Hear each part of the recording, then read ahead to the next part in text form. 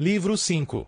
Prisioneiros. 1. Do diário de Harold Cross, 30 de junho. Voltei do chalé. Não deveria ter comido aquele terceiro salgado. Fiquei meio enjoado, e até as porcarias dos meus peidos estão com cheiro de pepperoni. Notícias interessantes de Córdoba. 200 infectados morreram no monastério jesuíta de Alta Grácia, e seus corpos foram jogados numa cova pelos militares com uma retroescavadeira. O Dr. B.A. conseguiu recuperar 4 cadáveres, entre eles Odeu Orno de Caminar, que resistiu sozinho ao ataque dos militares por quase 1 hora criando uma espécie de tufão de chamas, ato que permitiu a 4.000 pessoas com a escama do dragão fugirem para a mata. Parece alguém que a gente conhece? A tradução de Eu Orno de Caminar é a fornalha ambulante. O Dr. B.A. teve a oportunidade de trabalhar nos corpos resgatados, e me mandou as descobertas preliminares por e-mail. Interessante. Ele fez uma autópsia no cérebro de uma criança infectada recentemente, e só encontrou uma pequena quantidade do esporo nos seios paranasais e na membrana que recobre o córtex cerebral. Mas o bombeiro argentino estava infectado havia muito mais tempo, e o Draco incendia Trichophyton havia penetrado bem fundo no seu giro temporal superior. Eu Orno de Caminar deu uma entrevista para um blog de medicina alternativa logo no início da peste, e explicou como conseguia controlar o fogo sem nunca ser ferido por ele. Você pode pedir ao esporo para te proteger, mas primeiro precisa esquecer a própria voz. Pode pedir para ele lutar por você, mas precisa falar com ele como um suplicante, sem usar a linguagem. Provavelmente a tradução está uma bosta, mas a mim pareceu interessante. O giro temporal superior é onde fica a área de Wernicke, uma das regiões responsáveis pela fala. Sinto que ele explicou tudo, mas mesmo assim não estou entendendo nada.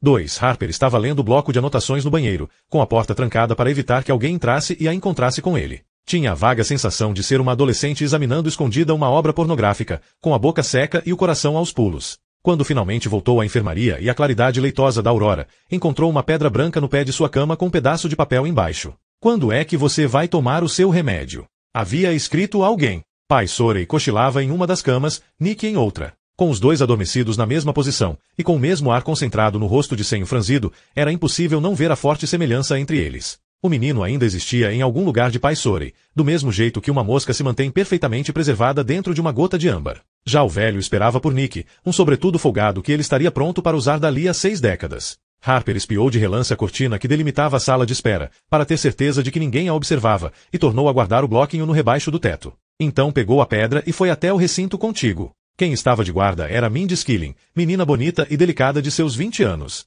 Harper a havia tratado de uma infecção urinária no mês anterior. Mindy a encarou com um olhar suave, cheio de pena. Tinha um rosto encantador e expressivo, olhos brilhantes e longos cílios curvos, e Harper se lembrou de que, numa vida anterior, a moça estudava teatro. Foi você quem pôs isto aqui na minha cama? Perguntou, estendendo a pedra. Mindy fez que não com a cabeça. Quem foi? A senhora não se sentiria melhor acabando logo com a sua punição?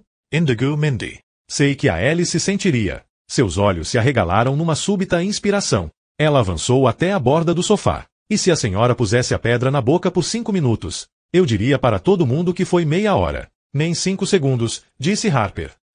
Mindy? Da próxima vez que você tiver infecção urinária. A garota a encarou com uma expressão apreensiva de quem estava prestes a ser magoada. Vai se mijar de dor, disse Harper dentro da própria cabeça, mas na vida real apenas deu um suspiro e falou, esquece. E tornou a entrar na enfermaria. Na verdade, não tinha o temperamento certo para comentários maldosos. Nas poucas vezes na vida em que tinha dito coisas verdadeiramente desagradáveis para alguém, ficará com gosto ruim na boca. Uma pedra não poderia ter sabor pior. 3. Aconteceu de novo, e pior, na noite seguinte, durante a primeira refeição. Quando Harper saiu para a escuridão e sentiu a neve derreter nos cabelos, já tinha uma fila que se estendia por metade da circunferência interna do refeitório. Ela viera quase correndo da enfermaria, com o vento a uivar atrás de si durante todo o trajeto. Não conseguia sentir as orelhas, e a primeira lufada de cheiro de aveia com xarope de bordo a deixou desesperada de fome. Metade da colônia já estava sentada, e as conversas e as colheres raspando nas tigelas ecoavam por todo o recinto. O barulho era tão alto que Harper no início não ouviu Gail Negus, nem percebeu que alguém estava falando com ela até Gillian Negus a cutucar para chamar sua atenção.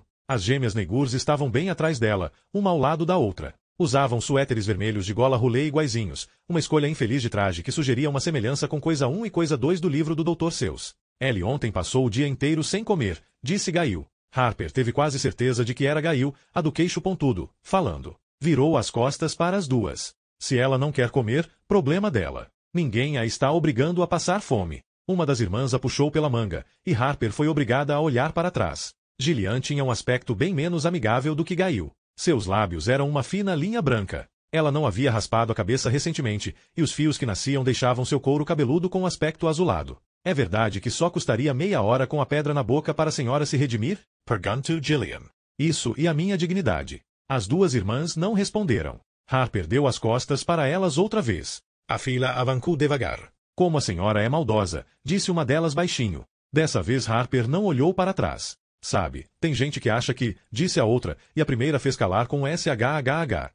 Harper não estava nem aí para o que algumas pessoas achavam, e não se preocupou em dar uma resposta. Só descobriu que ela estava de plantão na cozinha servindo colheradas de aveia quando chegou ao balcão. Pelo jeito como a adolescente franzia os lábios, pôde ver que ela ainda estava com a pedra na boca. Ela ergueu os olhos e encarou Harper com uma expressão difusa e de rancor. Então levou a mão até debaixo do balcão, pegou um pedaço de granito liso em formato de ovo, pôs dentro de uma tigela e lhe estendeu. Harper pousou a bandeja e se afastou. As irmãs Neigurs guincharam de tanto rir. 4, tarde da noite, ou cedo de manhã. Dependendo do ponto de vista, Nick lhe deu aulas de como falar sem palavras, e Harper foi sua aluna atenta na sala de aula solitária da enfermaria. Se alguém perguntasse por que Nick estava na enfermaria e não com a irmã no dormitório feminino, ou então com os homens no masculino, Harper teria respondido que desejava mantê-lo sob observação. Teria alegado estar preocupada com uma hérnia inguinal tardia decorrente da apendicectomia no verão. O termo inguinal era assustador o suficiente para impedir qualquer outra pergunta. Só que não houve perguntas, e Harper desconfiava que poucas pessoas se preocupassem com o lugar em que Nick dormia. Quem não tinha voz não tinha identidade. A maioria das pessoas prestava tanta atenção nos profundamente surdos quanto na própria sombra. Eles estavam sentados um de frente para o outro na cama de Nick, de pijama. Harper mantinha 3 botões abertos abaixo dos seios para exibir o globo rosado e brilhante do ventre, e quando eles acabaram de treinar os gestos dessa noite, Nick tirou a tampa de um pilot e desenhou um rosto sorridente na barriga dela. Qual vai ser o nome dela? Perguntou ele. Tentou perguntar na língua dos sinais, mas Harper se perdeu e ele foi obrigado a soletrar. É menino, disse ela com as mãos. Ele pressionou as 2 palmas sobre o ventre dela, fechou os olhos e inspirou suavemente. Tem cheiro de menina. Que cheiro têm as meninas? Indagou ela, e suas mãos encontraram as palavras automaticamente, fato que lhe causou um leve rubor de orgulho. Ele fez cara de quem não tinha entendido e escreveu, cheiro de açúcar e canela e tudo que a vida tem de bela. Dan. Você não consegue sentir pelo cheiro se é menina, escreveu ela. Quem perdeu um dos sentidos fica mais forte nos outros, retrucou ele. Você não sabia? Eu sinto vários cheiros que os outros não sentem. Tipo quais? Tipo ainda tem alguma coisa errada dentro do pai Sorey. Seu olhar nessa hora ficou solene, e ele não piscou. Ele tem cheiro de doença. Um cheiro, doce demais. Como flores quando apodrecem.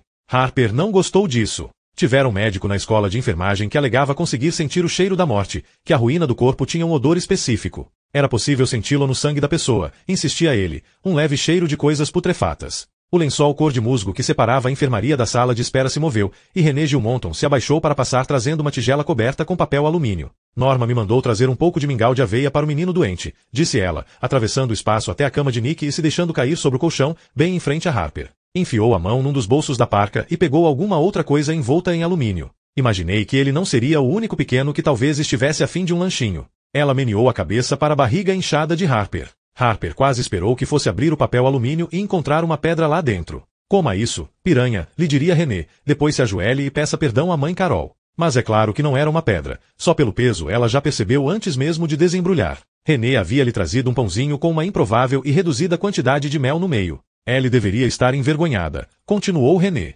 Oferecer uma pedra em vez de comida. Você está bem no meio do 3º trimestre. Não pode pular refeições. Pouco me importa o que ela acha que você fez. Eu a decepcionei. Ela confiou que eu não faria nenhuma besteira, e eu ferrei com ela. Você estava tentando conseguir material médico para cuidar dos seus pacientes. Estava tentando pegar esse material na sua casa. Ninguém pode te proibir de ir em casa. Ninguém pode tirar os seus direitos. Não tenho tanta certeza. A colônia votou para pôr Ben e Carol no comando das coisas. Isso não é tirania, é democracia. Tá, e eu tenho a bunda branca. Não foi uma eleição de verdade. Eles votaram depois de passar 1 hora cantando, e estava todo mundo muito doido no brilho. A maior parte da colônia estava tão chapada que teria votado em uma cartola e pensado que estivesse elegendo o Abraham Lincoln. As regras. René balançou a cabeça. Isso não tem nada a ver com regras. Você não percebe. Tem a ver com controle. Você foi em casa pegar material médico para ajudar os outros. Para ajudar o pai da própria Carol. O seu verdadeiro crime não foi violar uma regra sobre sair da colônia.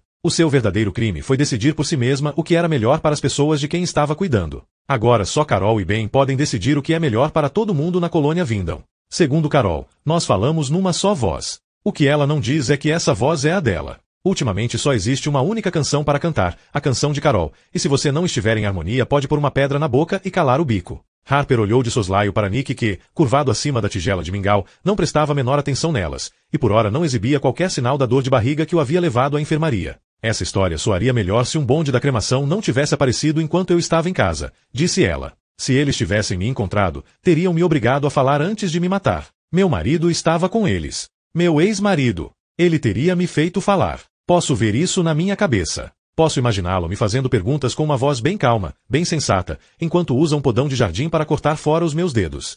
Bom. Essa parte é...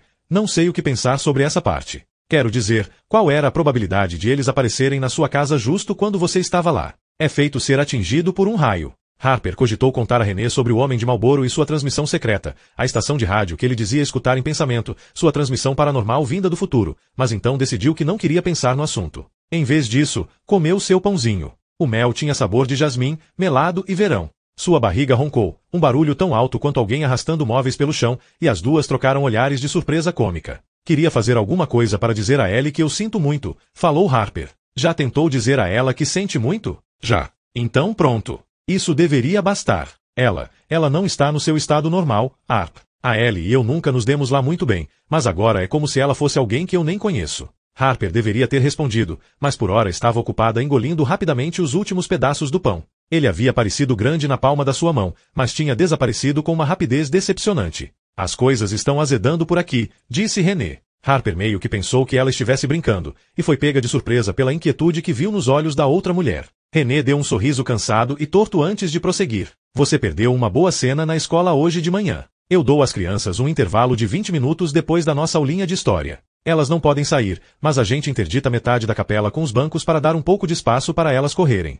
Reparei que Emily Vaterman e Janete Cursori estavam cochichando num canto. Ogden Leavitt foi até elas uma ou duas vezes, mas as meninas o enxotaram. Bom, depois do intervalo eu juntei todo mundo para a hora de ouvir histórias, mas pude ver que Ogden estava triste e tentando não chorar. Ele tem só 7 anos e viu os pais morrerem. Foram mortos tentando fugir de uma patrulha de quarentena. Faz pouco tempo que ele voltou a falar. Eu estava com ele no colo e perguntei qual era o problema, e ele disse que Emily e Janete eram super-heroínas e que ele também queria ser um super-herói, mas elas não queriam falar para ele a rima encantada e ele achava que as regras proibissem segredos. Janete ficou zangada e chamou o menino de caguete, mas Emily empalideceu. Falei para o Ogden que eu sabia uma rima que dava superpoderes. Bebo Palulen, eu tenho superpoderes também. Ele se alegrou na mesma hora e disse que agora sabia voar, e eu pensei, bom trabalho, René Gilmonton, você salvou a situação outra vez. Tentei reconduzir as coisas para a hora de contar histórias, mas então Emily se levantou e perguntou se podia pôr uma pedra na boca para se redimir por ter guardado segredos. Eu disse que a regra só valia para segredos graves, segredos de adulto, mas Emily fez cara de quem estava passando mal e disse que, se não se redimisse, não conseguiria cantar com os outros na capela,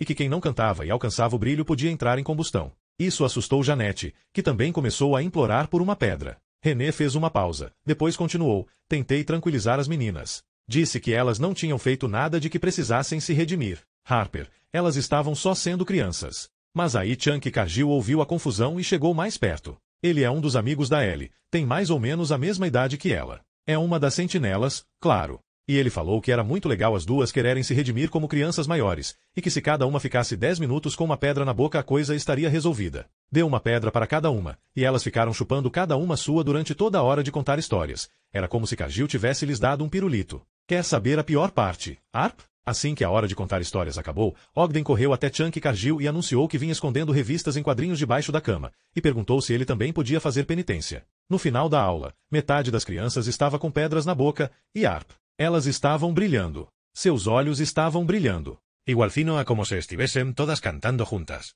Oxytocina, balbuciou Harper. Oxycontin? Isso não é um remédio contra a dor? O quê? Não. Nada.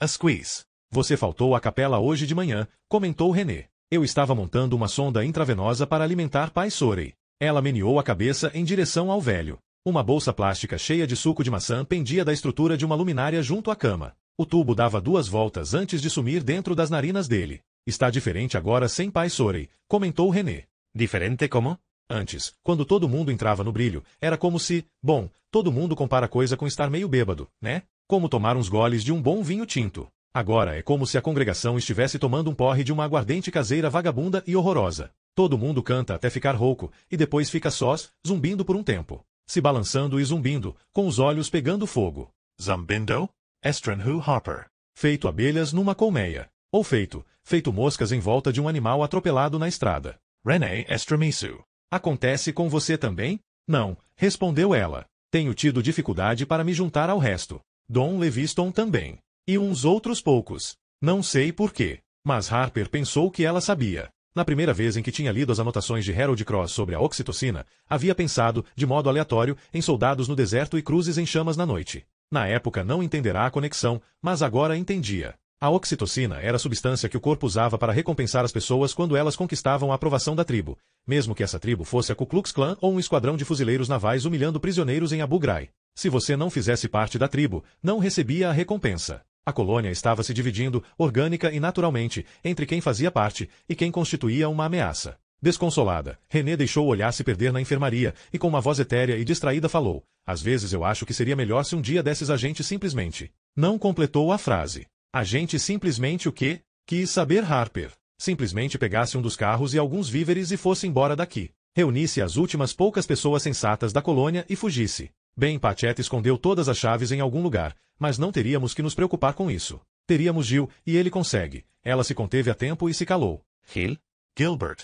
O Sr. Kleene. Seu rosto era um vazio estudado e falsamente inocente. Harper não se deixou enganar nem por um segundo. Algo fez cócegas em sua memória, uma terrível comichão mental, e então ela se lembrou. No verão, quando René Gilmonton era paciente no hospital de Portsmouth, havia-lhe contado sobre trabalhar como voluntária no presídio estadual, onde organizava e administrava um grupo de leitura. Vocês se conhecem? Perguntou, mas a resposta estava ali, nos olhos acesos e espantados de René. A mulher mais velha olhou de relance para Nick, agora sentado com a tigela vazia no colo, a observá-las com atenção. Ele não sabe fazer leitura labial, disse Harper. Não muito bem. René sorriu para o menino, bagunçou seus cabelos e disse, que bom que ele está melhorando da dor de barriga. Então levantou o queixo, sustentou o olhar de Harper e recomeçou a falar. Sim, eu o reconheci na hora, assim que o vi. Bom, New Hampshire é um estado pequeno. Seria um choque se alguns de nós não nos conhecêssemos de nossas vidas passadas. Ele era do clube do livro que eu administrava lá em Concord. Tenho certeza de que a maioria dos homens de lá só entrou para o clube para ter a oportunidade de conversar com uma mulher. Os padrões caem depois de um tempo na prisão, e mesmo alguém de quase 50 com o corpo no formato de um saco de batatas começa a parecer atraente. Ah, René. René riu e acrescentou, mas o Gil gostava das histórias. Sei que gostava. No início ele me deixava nervosa, porque tinha um caderno onde anotava tudo o que eu dizia. Mas depois de algum tempo a gente começou a se sentir à vontade um com o outro. Como assim, à vontade? Você fazia ele sentar no seu colo para ouvir histórias. Deixe de ser má, exclamou René, com uma expressão facial que sugeria que a maldade nesse caso era um deleite. Eram conversas sobre literatura, não conversas de alcova. Ele era difícil de se comunicar, tímido, sabe, mas eu achava que tinha ideias boas e disse isso a ele. Eu o incentivei a tentar uma formação de língua inglesa na UNH. Acho que ele tinha acabado de se matricular num curso online quando os primeiros casos de escama do dragão começaram a aparecer na Nova Inglaterra. René baixou os olhos para as botas e tornou a falar, num tom casual. Na verdade, parece até que estamos reunindo o clube outra vez. Recebi permissão do bem para visitar os presidiários. Ele até me deixou colocar umas cadeiras bambas e um pedaço de tapete num canto do subsolo. Uma vez por noite, os presidiários podem sair daquele frigorífico horroroso, tomar uma xícara de chá e sentar um pouco comigo. Sob vigilância, claro, embora o vigia em geral fique sentado na escada do subsolo para nos dar privacidade. Estamos lendo a longa jornada juntos. No começo, o Sr. Mazzucchelli não queria ler uma história sobre coelhos, mas acho que consegui convencê-lo. E Gil, o Sr. Kleene, bem, eu acho que ele simplesmente fica feliz por ter alguém com quem conversar. René hesitou antes de arrematar. Eu também fico feliz por ter alguém com quem conversar. Que bom, falou Harper. Soube que o Gil tem uma citação do Graham Greene tatuada no peito, disse René. Ela estava estudando um pouco de neve derretida que escorria pelo bico de uma das botas. Sua voz tinha um tom de indiferença calculado. Alguma coisa sobre a natureza da prisão. Mas é claro que eu nunca vi. Ah, fez Harper. Que beleza. Se o bem pegar vocês dois com Gil seminu, diz para ele que é uma questão de pesquisa literária urgente e pede para ele voltar depois que você tiver consultado a enciclopédia do Gil. René se sacudiu com uma alegria que mal pôde conter. Harper quase imaginou que fosse ver suas orelhas começarem a soltar fumaça, e nessa época de fogo e de peste essa não era uma possibilidade de todo irrealista. Foi bom ver René rindo de uma pequena travessura inocente. Parecia a vida normal outra vez. Sim. Tem rebuliço no galinheiro. Ben Patchett passou pela cortina para entrar na enfermaria e as encarou com um sorriso hesitante. Devo me preocupar? 5. Falando no diabo, disse René, enxugando os olhos com um dos polegares. Rebulico no galineiro. Harper pensou que seria preciso tirar par ou ímpar para saber qual das palavras ela mais odiava para se referir à mulher, piranha ou galinha. Uma galinha era um bicho que você mantinha preso numa gaiola, cujo único valor eram os ovos. Pelo menos uma piranha tinha dentes. Se a irritação transpareceu no seu rosto, bem não viu ou não quis ver. Avançou até meio caminho do leito de Pai Sorey e olhou para o tubo cheio de suco cor de âmbar, e para o saco plástico quase vazio pendurado na luminária junto à cama. Isso é ideal? Indigo. Alimentá-lo usando um saquinho Ziploc? Ou o furo no crânio que eu tampei com rolha e cera de vela? Totalmente ideal. Na Clínica Mayo teriam feito a mesma coisa. Tá bom. Não precisa me dar um fora. Não estou dando nenhum fora em você. Eu sou seu fã, Harper. Você fez coisas incríveis aqui. Ben se sentou na borda da cama de Pai Sorey, de frente para ela. Molas Range Ram. Ele encarou o rosto sério do velho, que dormia. Queria que ele tivesse contado mais sobre a tal mulher que pretendia exilar. Tirando que achava que teria de mandá-la embora e talvez fosse junto, ele não disse mais nada. Ele disse mais uma coisa. O quê? Que se ele fosse embora, queria que John ficasse responsável pela colônia. John. O bombeiro. Uma voz sem entonação. Informação fascinante de saber nesta data tão tardia. Por quê? O bombeiro nem faz parte da colônia. Que coisa mais ridícula. Por que não Carol? Porque ele não iria querer que a própria filha fizesse esse papel. Talvez porque soubesse que ela era o tipo de paranoica nervosa que acharia uma boa ideia armar crianças com espingardas, respondeu Harper. Ben olhou de relance para a cortina em direção à sala de espera, como se temesse que alguém estivesse em pé bem do outro lado, bisbilhotando a conversa. Fui eu que decidi distribuir as armas de fogo, e ninguém abaixo dos 16 recebeu uma. E digo mais. Eu obrigo as sentinelas a andarem com a trava aberta o tempo todo, para provar que a espingarda não está carregada. Se eu algum dia vir a trava fechada em alguma daquelas espingardas, eles vão chupar uma pedra até. Sua voz morreu e ele deixou a frase inacabada. Um rubor coloriu suas bochechas. E talvez você não queira andar pela colônia chamando a Carol de paranoica. Já está encrencada o suficiente. Na verdade, é por isso que estou aqui. 2 dias atrás, você saiu da colônia, foi em casa, e quase deu de cara com o bonde da cremação. Aí, depois de conseguir escapar, graças a Deus, em vez de voltar para o seu posto você atravessou para ir ver o bombeiro e passou a maior parte da noite lá. Meu posto. Mãe Carol deixou bem claro que espera que você fique junto do pai dela, noite e dia, até a crise passar. De uma forma ou de outra. A crise imediata já passou, e eu tenho outros pacientes. Não no que diz respeito à mãe Carol. Ben abaixou a cabeça, pensou por alguns instantes e ergueu os olhos. É nessa hora que o bombeiro planeja fazer sua jogada, quando as costelas dele sararem. Como assim, jogada? Jogada de qual jogo? Deste jogo aqui. Para tomar a colônia. Ele não quer tomar coisa nenhuma. Passou pela cabeça de Harper que ela talvez tivesse cometido um erro tático dizendo ao braço direito de Carol que Pai Sorey queria outra pessoa em seu lugar. Então pensou, que se foda. Se pensar numa briga pelo poder com o bombeiro deixava bem nervoso, melhor assim. Ele que se sentisse pressionado e ameaçado para variar um pouco. Mas suponho que no final vá fazer o que for melhor para a colônia. É o que John sempre fez. René tossiu de um jeito que parecia significar calha a boca. Ben levou alguns segundos para se recompor. Entrelaçou os dedos no colo e baixou o olhar para o berço formado por suas palmas. Vamos voltar para quando você saiu da colônia. Ando tentando resolver o que fazer em relação a isso. Acho que sei como consertar a situação. Como assim, consertar a situação? Não tem nada para consertar. Eu fui, voltei, está tudo bem e fim de papo. Não é tão simples assim, Harper. Nós aqui estamos tentando proteger 163 pessoas. 164, se contarmos esse bebê que você está esperando. É preciso tomar providências para garantir a segurança de todos. Se as pessoas fizerem coisas que não são seguras, bom, é preciso haver consequências. Se alguém roubar. Se estocar provisões. Se sair por aí e potencialmente for capturado por quem quer nos matar.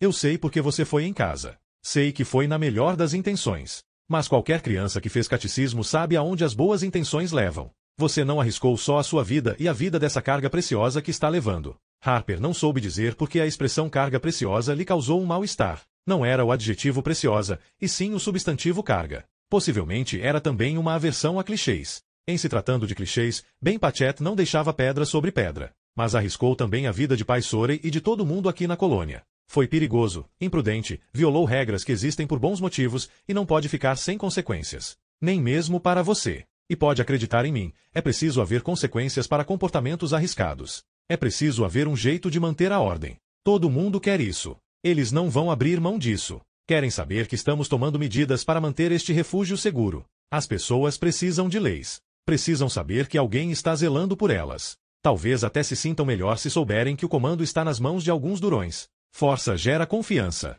Pai Sorey, que Deus o abençoe. Ele lançou um olhar insincero por cima do ombro para o homem lá atrás, mergulhado em seu sono de não dormir. Ele nunca pareceu compreender isso. Sua resposta para tudo era um abraço. Sua reação a alguém que roubava era dizer que os bens eram supervalorizados. As coisas estavam indo por água abaixo antes mesmo de trazermos os presidiários para cá. Então, repetiu Harper. Ele ergueu os ombros e os deixou cair com um grande suspiro. Então nós precisamos pelo menos demonstrar que a estamos punindo. E é isso que vamos fazer. Carol quer falar com você amanhã para saber notícias do pai. Vou levá-la até lá, e vamos passar um tempo com ela tomando chá. Quando voltarmos, vou espalhar a notícia de que você se redimiu na casa da Estrela Negra, que passou a maior parte do tempo lá com uma pedra na boca. Sob vários aspectos, essa é a maneira mais justa de lidar com a situação. Na minha área, nós dizemos que a ignorância da lei não é desculpa. Ignorantia juris non excusa, falou René. Mas, considerando que as punições nesta colônia são dispensadas na hora, sem chance de recurso a um juiz imparcial ou de apresentar uma defesa, René disse bem, num tom cansado. O fato de você ter lido 1 ou 2 romances de John Grisham não faz de você uma juíza da Suprema Corte. Estou proporcionando uma saída para Harper, então que tal largar do meu pé? Obrigada, Ben, disse Harper baixinho.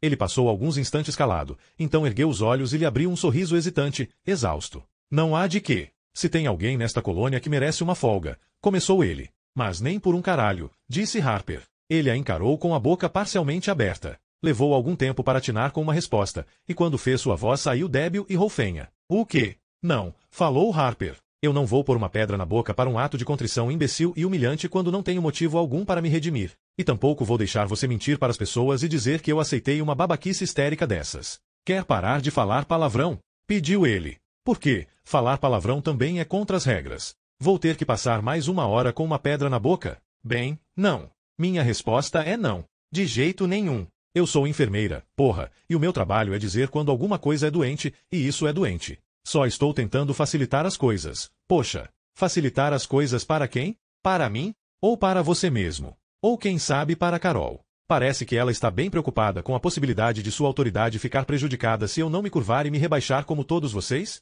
Se eu não entrar na linha, talvez outras pessoas comecem a criar problemas. É isso? Ben falou René.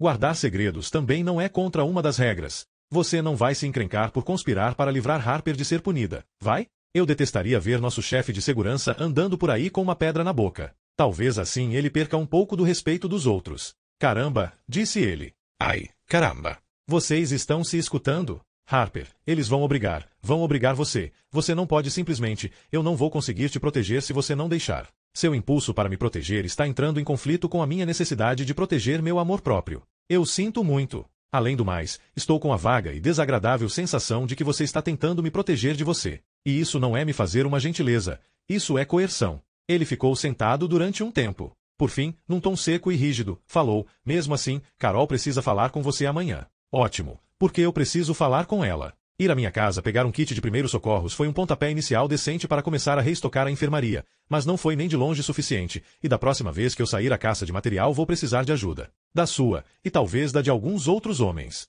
Tenho certeza de que Carol vai querer contribuir. Obrigada por organizar minha audiência com sua eminência. Ben se levantou, torcendo nas mãos o gorro de lã. Os músculos de sua mandíbula se contraíam e relaxavam. Eu tentei, disse ele. Ao sair, quase arrancou a cortina.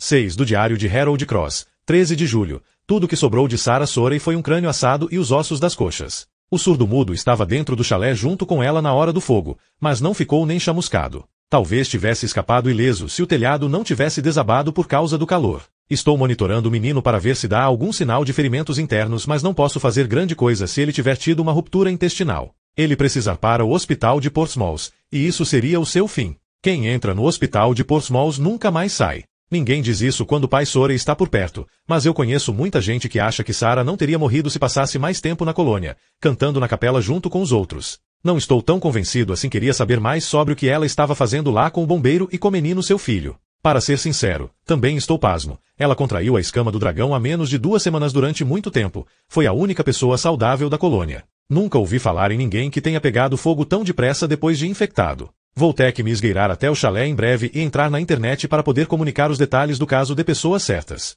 O bombeiro não sai da ilha desde o acidente. O menino surdo está na enfermaria comigo para eu poder monitorar seu estado de saúde. E Ali foi ficar com a tia e o avô. Anda por aí como se tivesse tomado um narcótico pesado. Uma versão zoom de si mesma, arrastada e com os olhos mortos. Será errado pensar que a tristeza é um famoso afrodisíaco. Se a Alice buscando reconforto, o ombro do Sr. Harold Cross é um bom lugar para derramar suas lágrimas. Ah, eu sou um homem mau. Uma ideia inspirada pelo Phileas Sorey, Sarah Sorey virou cinzas, e a cindela contém o esporo ativo à espera de um novo hospedeiro. Ou seja, o calor prepara o esporo para a reprodução, mas não o destrói. Uma enzima deve protegê-lo dos danos. Em teoria, uma quantidade suficiente dessa enzima poderia também recobrir a pele e agir para retardar o fogo. Minha teoria, portanto, o bombeiro consegue fazer a enzima proteger o hospedeiro. Sarah Sorey não conseguiu e morreu flambada. Mas qual é o gatilho da enzima? Outro assunto para debater com o pessoal na internet. Nick Sorey não é completamente mudo. Nesse momento está grunhindo como quem não consegue cagar. PQP. Eu nunca vou conseguir dormir.